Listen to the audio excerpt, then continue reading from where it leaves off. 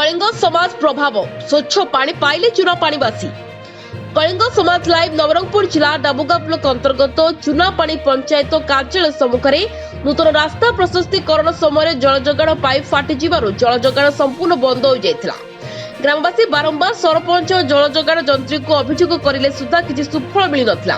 तेबे एने कलिंग समाज स्वच्छ पानीय जलरू वंचित चूनापानीवासी खबर प्रसारित पर प्रशासन तरफ तत्परता प्रकाश पाइथिला। प्रशासन तरफ चूनापानी ग्राम पंचायत कार्यालय सम्मुखें फाटिथिबा भूतल पाइपर मरामती कराजिबा परे पुणी चूनापानीवासी स्वच्छ पीवा पानी पाइछथि। सूचना थाउ कि पूर्त विभाग तरफ डाबुगा ठारू बोरीगा छक पर्यंत नूतन रास्ता प्रशस्तीकरण कार्य जारी रहिथिबा बेले गत 20 दिन तले चूनापानी पंचायत कार्यालय सम्मुखें थिबा पानीय जल जोगाण भूतल पाइप फाटी जाइथिला, जद्वारा चूनापानी सह निकट मोतिका को जल जोगाण बंद हो जाइथिला।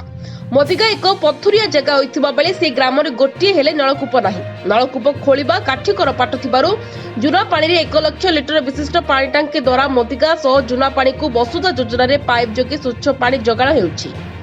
400 जनसंख्या विशिष्ट मोतिका रे पानी पाई अन्य विकल्प नथिबारु ग्रामवासी नाही नथिबा असुविधार सम्मुखीन होइथिले।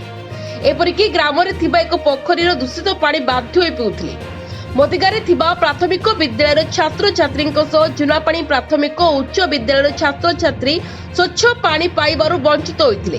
तेबे फटा पाइप मरामती परे चूनापानी और मोतिगारे पुनः पाइप जोगे जल जोगाण स्वाभाविक होइछि।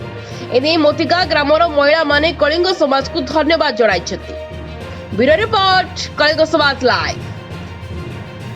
कलिंग समाज लाइव आमे सबुबले आपनक साथी रे।